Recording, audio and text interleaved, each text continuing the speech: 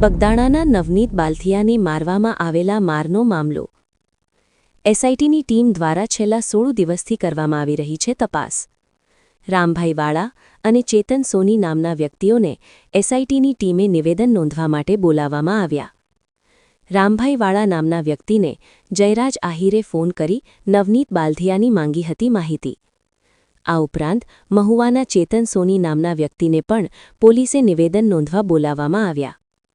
નવનીત બાલથિયાના અને જયરાજ આહિરના મિત્ર રામભાઈ વાળાને નિવેદન નોંધવા માટે બોલાવ્યા. થોડા દિવસ પહેલા ભોગ બનનાર નવનીત બાલથિયાએ એસઆઈટી પાસે 15 જેટલા પુરાવાઓ આપ્યા હતા, જે પુરાવામાં રામભાઈ વાળાનો પણ કરવામાં આવ્યો હતો ઉલ્લેખ.